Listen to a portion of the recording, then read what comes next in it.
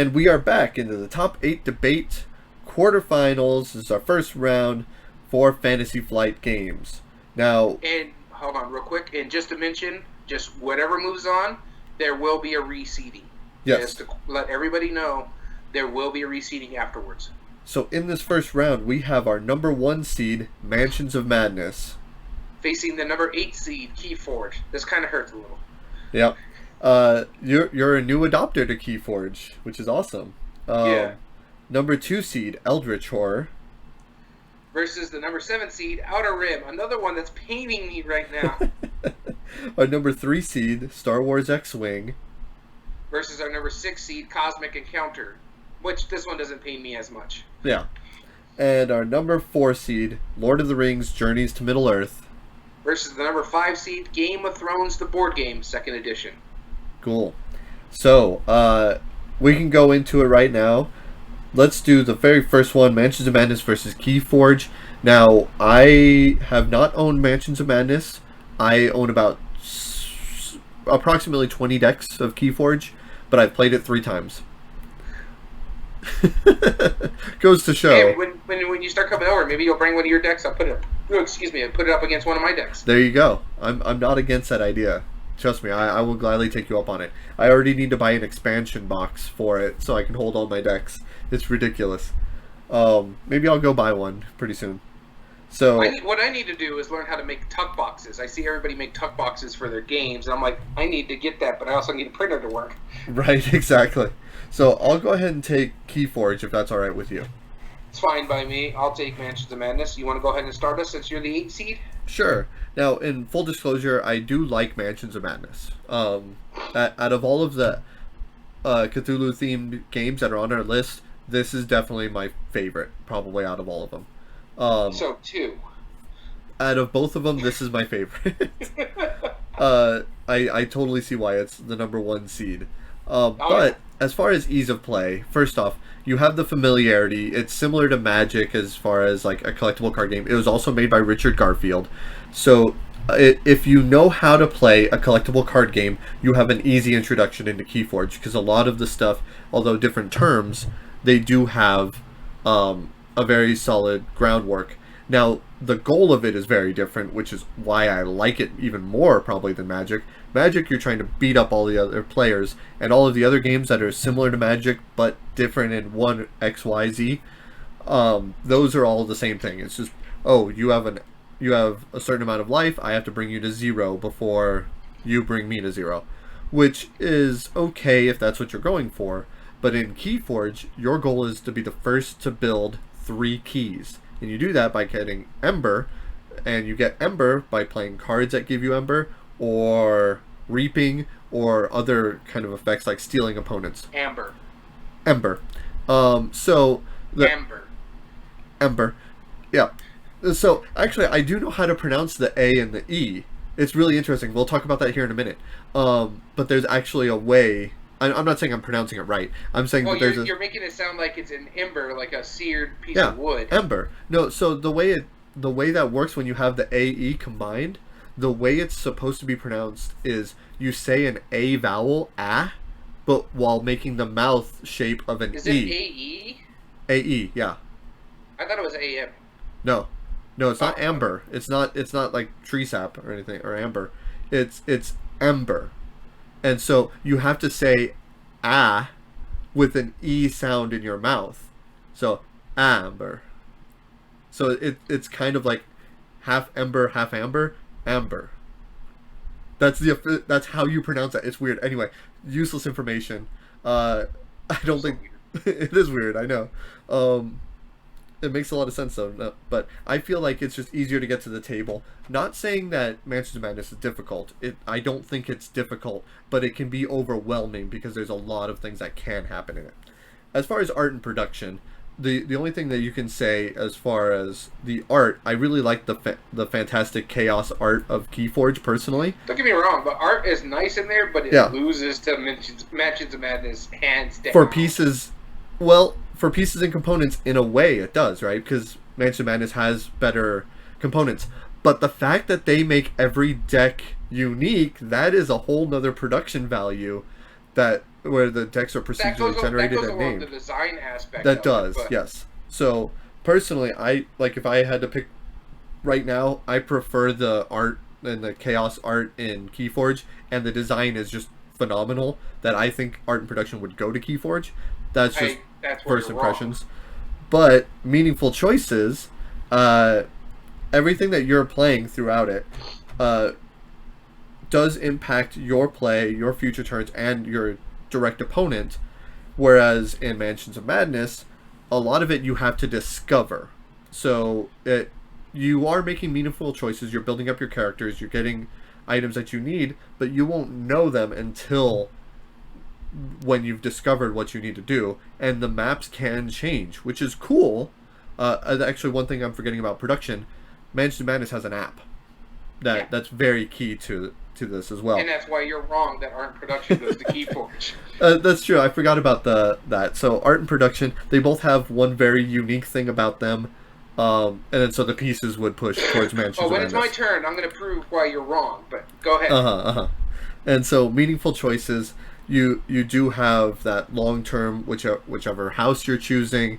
It's very impactful to how you're going to be playing the rest of the game, whether you attack their monsters or not, or their creatures, or whether you just let them be able to reap and still get that, and then not lose out on yours because there's sticky damage. So the damage is constant throughout it. Replay value, I mean, sure it's going up against a campaign, but every deck is different, and every deck plays differently because it has 3 of the 7 factions, and that each expansion that they've had has traded out factions.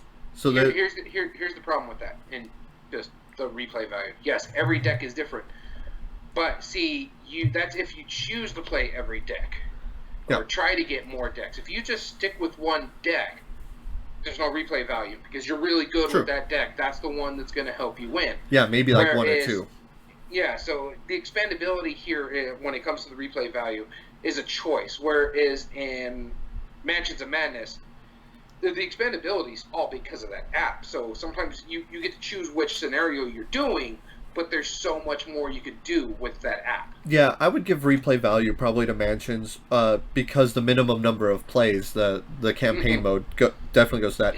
But It's basically infinite if you think about it. If they just keep yeah, constantly putting scenarios with the base box. exactly.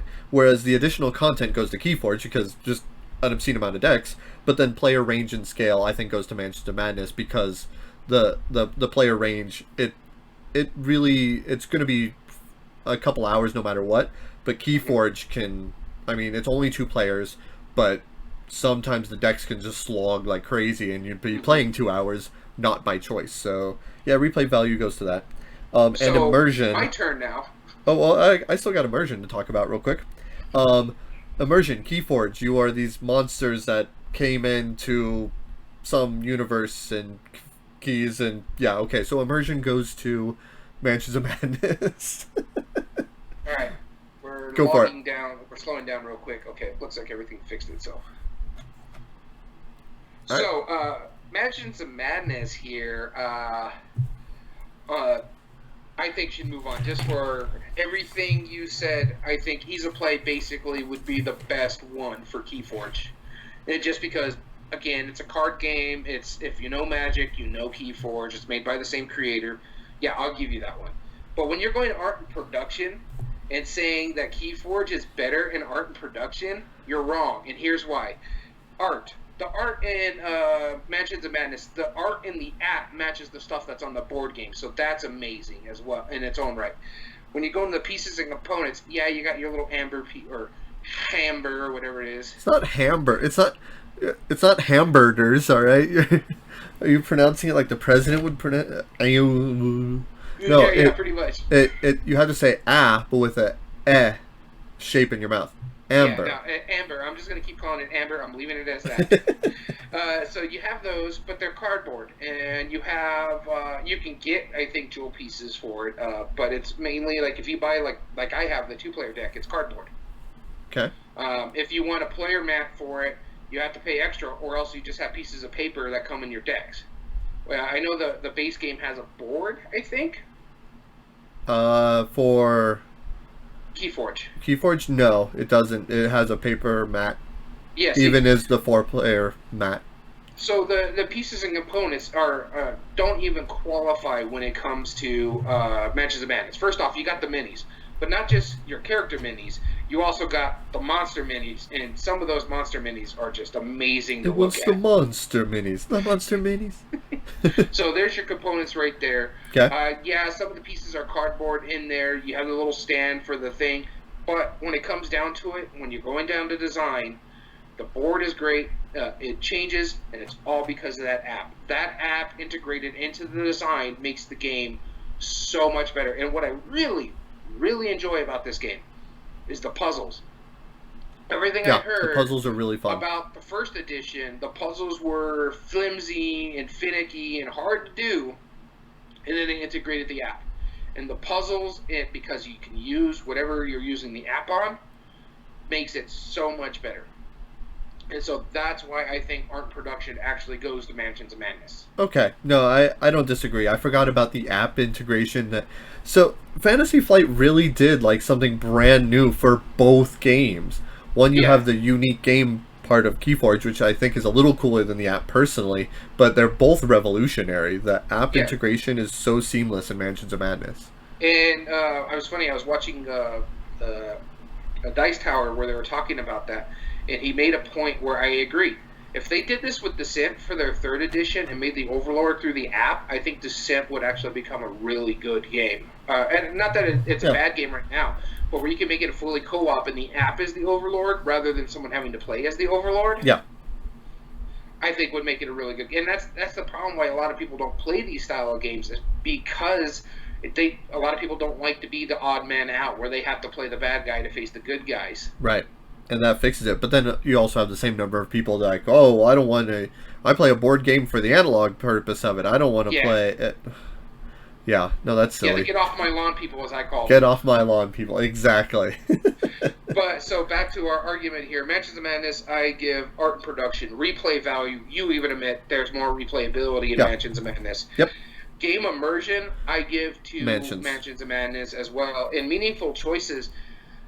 The only meaningful choice really that you could do that impacts other players in Keyforge is either you destroy their card that's in front of them or play a card that helps you destroy one of the No, artifacts. there's plenty of cards that interact with it. Mansions of Madness is just, you're going fairly randomly through there and you don't know what's going to happen, which makes it immersive, yes, but it makes very. You could make super arbitrary choices. Well, I'll go into this room because this room is to my left. There's no real choices there. Even if I give you meaningful choice, which I Yeah, think you're wrong, Mansion but still I'll goes give you on. that it's Mansions of Madness 3-2. All right, let's do it. Mansions of And Madness if goes we on. went to tiebreaker, yeah, Keyforge would have been eliminated right here and there. Yeah. I mean, I get why a lot of people don't like it because it's technically a collectible card game, but it's impossible to collect it really. I mean, you Yeah, well, could. it's funny. Me and the wife were talking about this when we went to Target recently. That's when we got Keyforge, but we recently went to look for some groceries. And so Keyforge is sold in the game aisle. Yeah. If you want to buy Keyforge, it's over there. So even if you could buy the individual decks there too. Yep. Whereas Magic the Gathering or any of those other collectible card games are in a pack in front by the register. Yeah, the impulse because buys. those are expandables. Yep, I couldn't agree more. Just because I like Keyforge better than Mansions of Madness, I do like them both, but I came from a Magic the Gathering background, so I had to fight for it a bit. I prefer Mansions of Madness. I'm a new integrator of Keyforge. I really enjoy it. Yeah. I got my lid. Well, This was a harder decision this for is you. a hard one. And so the next one is going to be even worse for me. I know which game you're taking. Yep. All right, I'll take Outer Rim. And I'll take Eldritch Horror. And for full disclosure, for everybody who has heard any of our podcasts that included Eldritch Horror before, I don't like Eldritch Horror. I think it's a boring game. It's terrible. And the thing is, we're going to try our best to get his bias out of Yes. this. Oh, yeah.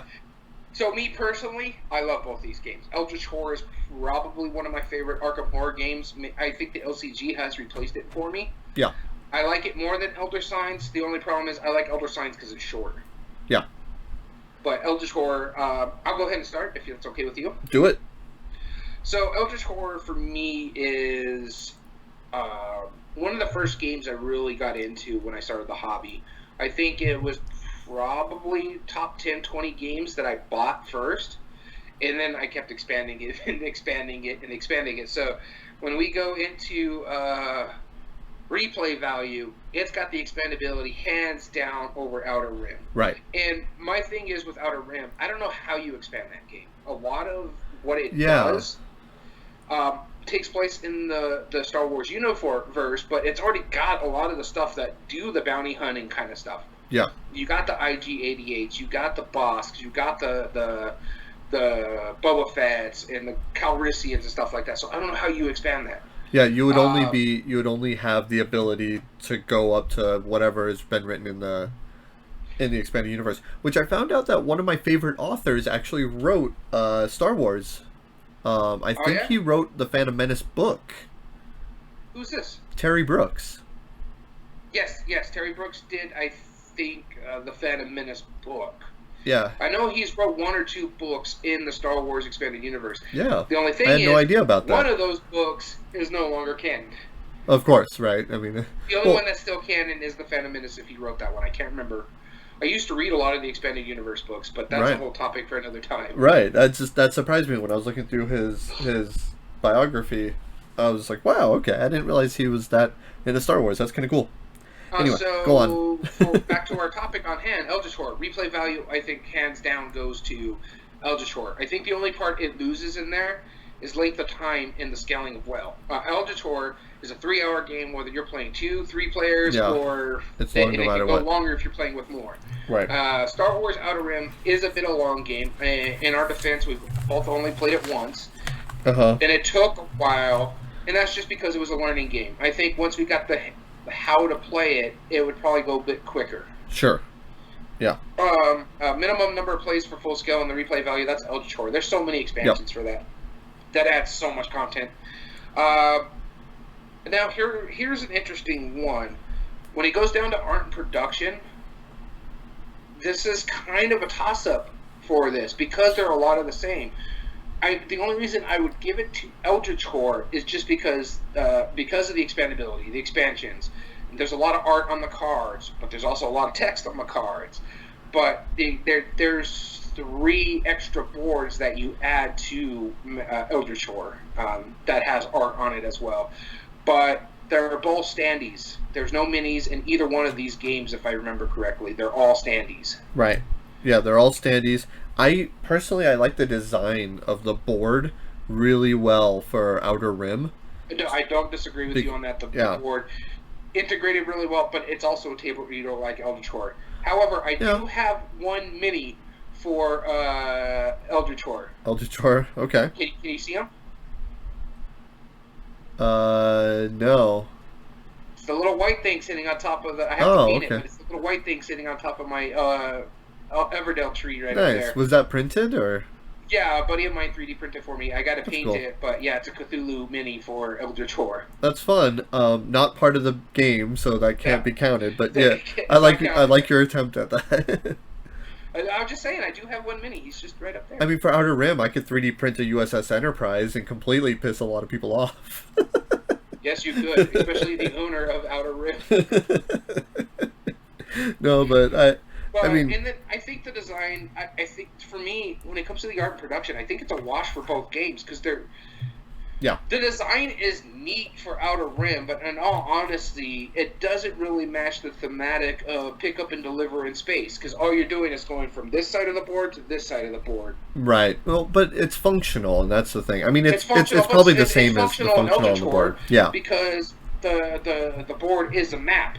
And so you're going from this section to Cairo. Cairo's in the proper place it's supposed to be in. Antarctica's in the proper place it's supposed to be in. So yeah. It's just, to me, I think Eldritch Horror fits better because, again, I'm a Star Wars fan. I know the Star Wars universe. I know where all these planets are in the system to an extent. Yeah. And so I would like Outer Rim more if it was like a board rather than the U-shaped thing, because you could see the distance between some of these planets. The only way you can tell the distance is that this planet's on this end and this planet's on this end, so that far apart.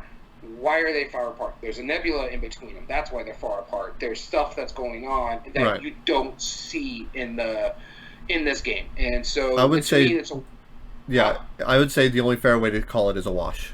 Yeah. Yeah. Agreed. Game immersion, both are really good at game immersion. I this is a tough one for me because I love both these games. Yeah. I, Uh, I'm okay with calling immersion a wash too. The only detraction that I would say that Eldritch Horror has it's the dice rolling. I feel like that I don't ever see attacking something as a dice roll as a but random allotment. there's dice rolls in Outer Rim as well as card play in Outer Rim. That Right. just depends on what you draw. And the True. biggest argument against Outer Rim when we debated this last time is the fact that you had to wait so much just going through those card pulls to get what you need. Yeah. Yeah, which can also happen in that. So I'm okay with calling this a wash as well. So we have two in game immersion and a wash in game immersion. AP replay value goes to Eldritch Horror. Yep. Meaningful choice. I feel as much as I don't like Eldritch Horror, it is a cooperative game, and I feel like that pushes the impacting others part of it, and the long term strategy pretty important. Now there is random events that happen, but there's also you don't know where you're gonna find the dudes in Outer Rim. Yeah, and then also for me, that meaningful choice comes down to the line also as well as like if there's monsters on the board, do you want your person who's not very good at strength to fight that monster, or Yeah. do you want to send your guy who can fight to go over there? Right. And then so I would give meaningful choices probably to Eldritch. Yeah, I would too, and this hurts because I really do love Outer Rim. Which means with already at 2 washes and 2 to Eldritch Horror, we don't need to go over ease of play. Although I would have given that. If I were to choose, I think Mansions. Outer Rim would probably be ease of play. Really? I would have given that to Mansions because the co-op nature of it. Yeah, the co-op nature is simple or just familiar with people, but the problem with it is it's not that simple. If you played Fury of Dracula, yeah, you would get it. But if you played a game like Pandemic, the co-op nature of this game is a bit ridiculous. But though, if you played Firefly, the board game, the pick up and deliver aspect of it is real simple to get. You want to take this, you want to move it there. Yep, that's true. That's a good point. All right, so either way, whether we give it to Outer Rim or not, that goes to Eldritch Horror. Yep, and so far, our first and second seed are both moving on. All right. Much to Danny's chagrin when it comes to Eldritch Horror. No, I mean, so I wasn't a huge fan of Outer Rim. I did like it better than Eldritch Horror, but taking bias out, it is a better game. That's just to be fair about it. People know our number 6 when it comes to the tiebreaker was Keyforge at 1. It only had 1 vote. Yep. And Outer Rim had 3 votes, and it was sitting at number 5. So when it came to the fan votes, the bottom 2, or some of the bottom 2, 5 and 6, are eliminated. Mind you, there's still 2 more games in number 6. There was a 3-way tie at the 6th spot. Which we'll see how those come out. The next one, Star Wars X-Wing versus Cosmic Encounter. So I will be nice to you, and I will let you take Cosmic Encounter. Okay. Because I know you have the reprint version of this game. I don't have Cosmic Encounter. No. But I have the Game of Thrones version, which is amazing. Oh my god, is it amazing. I have Game of Thrones, the Iron Throne, which fits so well into that theme. Yeah, Cosmic Encounter theme. Yeah. But here's an argument against it really quick, and that is the game immersion for Cosmic Encounter. Because honestly, I think the Game of Thrones theme fits it a lot better than the Cosmic Encounter. As far as theme matching mechanism, yes. But here's still the benefit for it. Because you could reprint it and make something better out of it. Right. Yeah, that's a solid point.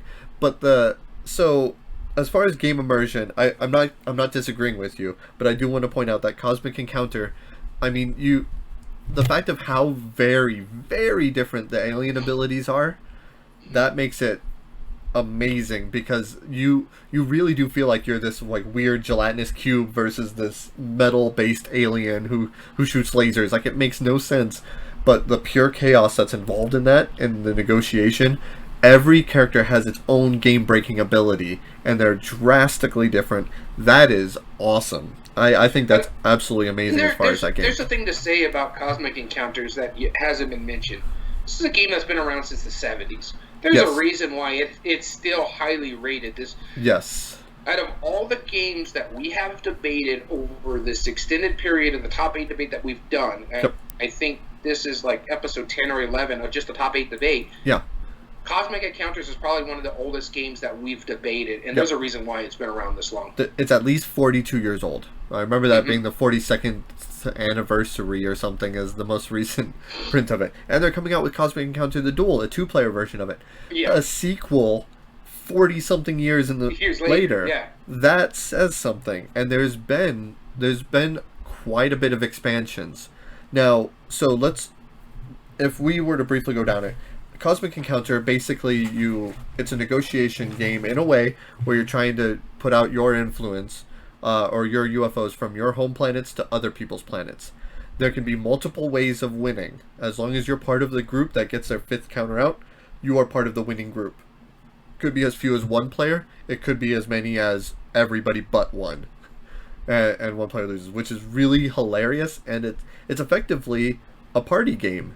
So the one time I played this game, I was the only person that lost. It was a 3-way tie.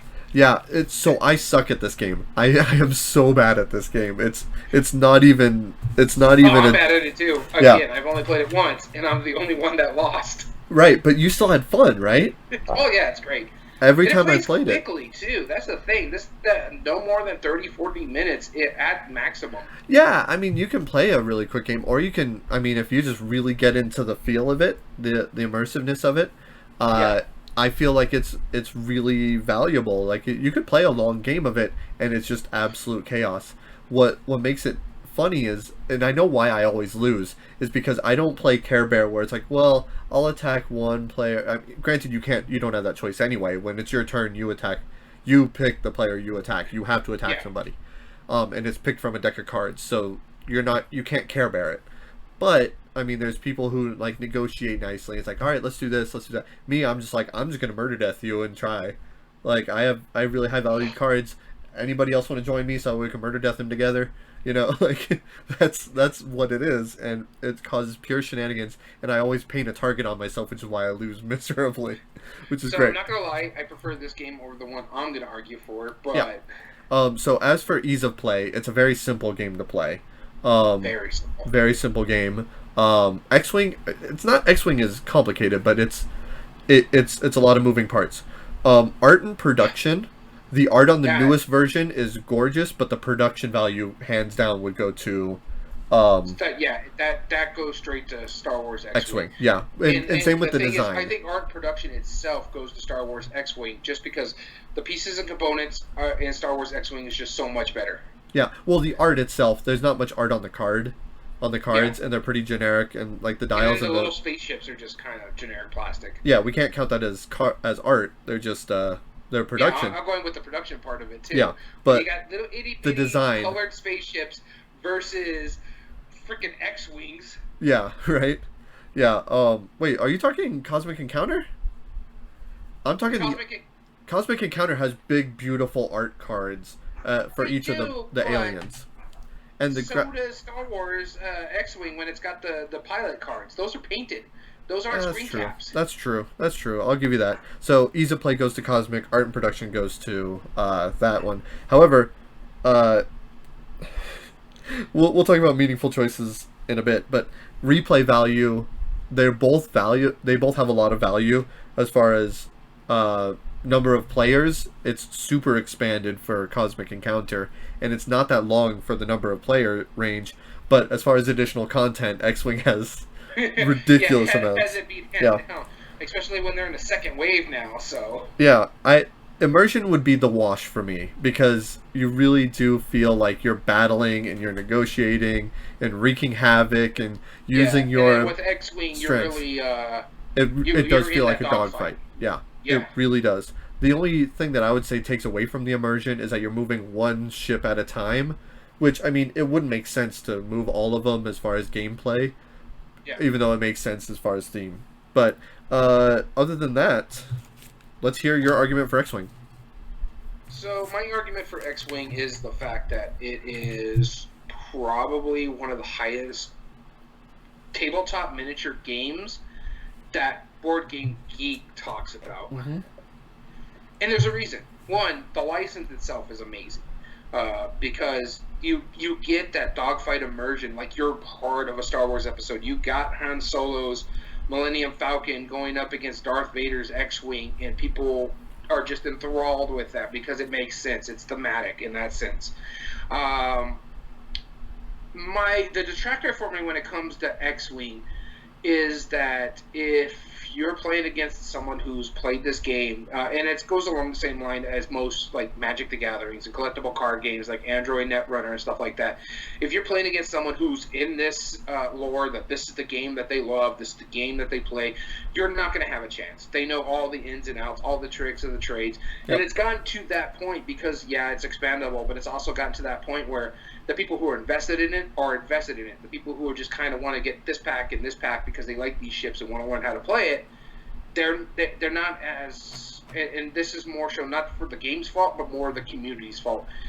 They're going to be deterred from playing it because they're just going to go in there and someone's not going to be welcoming. They're just going to be like, oh, this is going to be an easy win for me. Let's go ahead and do this. Yeah. And that's my issue with it. It's not. But X-Wing itself is a fine game. It's a great game. I'm just not into tactical mini games itself. There was another one along this line that Fantasy Flight did, which was the Dungeons and Dragons game. And I was interested in that because not only did they bring the dragons who were basically the X-Wing fighters, but you also had like ground troops. And I was like, I want that for Star Wars X-Wing. D&D Attack Wing is really cool. Yeah. So... but for me, when it comes down to our tiebreaker, ARM production, as we said, goes to Star Wars X-Wing. Yeah. Game immersion, I think, is a wash. I agree with you. Meaningful choices, and here's the thing. I think I want to give meaningful choices to Cosmic Encounter over Star Wars Armada, and here's why. Because of impacting long-term strategy, both of those basically are kind of a wash. I think I would give it to X-Wing first before that, because it affects you there, and the arbitrary choices could be bad in both games if you make a mistake so yeah. Sure. But the thing is, for me, the reason why I would give this to Cosmic Encounters is impacting the other players at the table. Yes. Because some of the choices that you do will affect other players at the table, and like you said, paint a target on your back or paint a target on someone else's back. Yeah. Whereas in Star Wars Armada, X-Wing, you're only facing one other opponent. You can have a 4-player game, but when it boils down to X-Wing, it's a 2-player game. Yeah. Yeah, and I don't disagree, but like, and also another thing to add on to that, and to just kind of help prove the point, it's like, sure, impacting the other player, that's the goal of the game in X-Wing.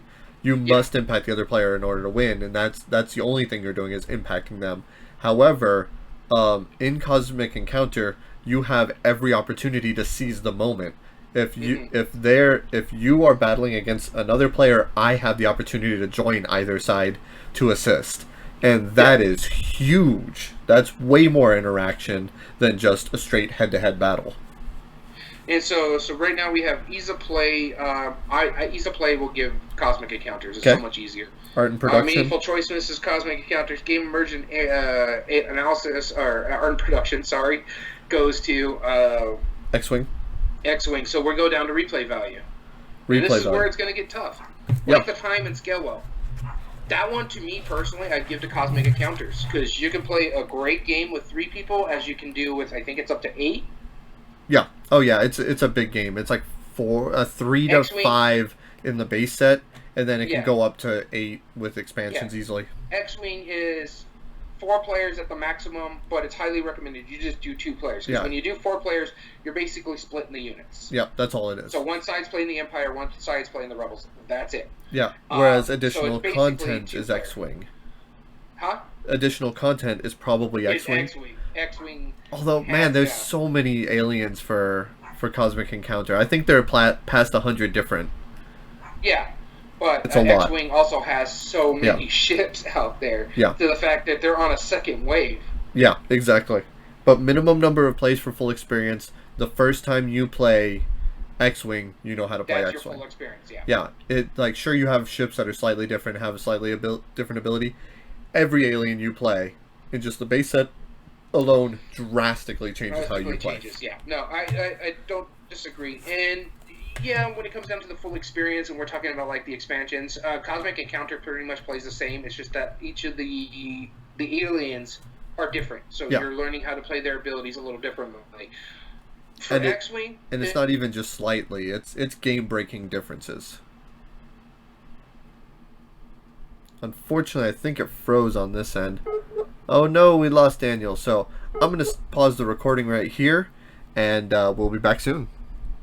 All right, sorry about that. I stopped the recording. We're just gonna go back into it. We're still at the quarterfinals, and if you're just joining us, of course, Cosmic Encounter just beat out Star Wars X-wing as we agreed to move on to the semifinals, which is an upset because that was number six yeah, seed. 6 seed, and Which, so that will go up against Mansions of Madness. yes, it will.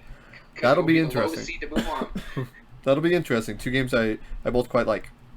And now Yep. for our last one of our quarterfinals, which will be Lord of the Rings: Journeys to Middle Earth versus Game of Thrones: The Board Game. Oof. This is hard for me, but I do like them both, and it's As do I. they're very I similar think I prefer thematic one over too. the other. Yeah, I probably do too. And the answer wonder might if you say surprise you. No. All right, which one would you like? I'm okay with either. I'll go ahead and take Lord of the Rings, Journey to Middle Earth. Okay, do you want to start us off? Sure. For me, Lord of the Rings Middle Earth is the same arguments I made for Mansions of Madness. You got the minis, you got the components, you have the variable map, you have the app integration. So for me, the art and production in this right now, I think goes to Journeys to Middle Earth Yeah. because as nice as Game of Thrones, the board game, and I own it, it's right over there, it's right over Yeah. my shoulder, you can see it. Right. It's a lot of pieces. It's cardboard. It's cards. There is beautiful artwork in it, but it's mainly just a crap ton of plastic pieces Yeah. that really are just cubes. Hands down, they're pretty much cubes. Right. There are, I think, barrels in there as well. That's about it. Something like that. Yeah, it's not much.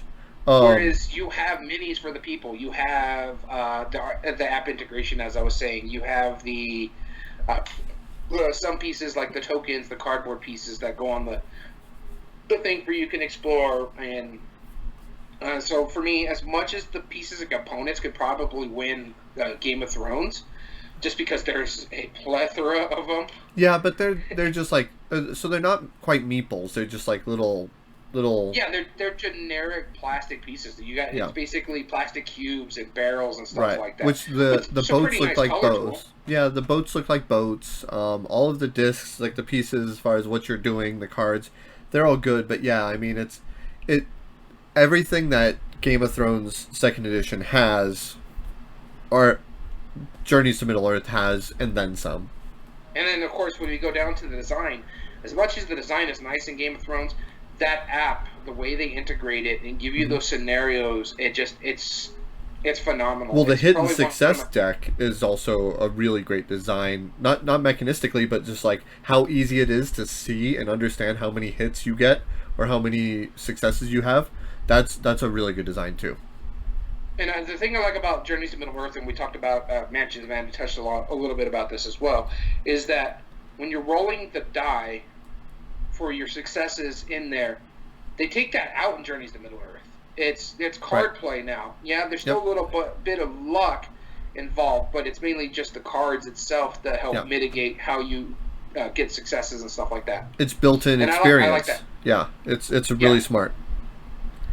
As well, when it comes to like replay value, yeah, I have to give that to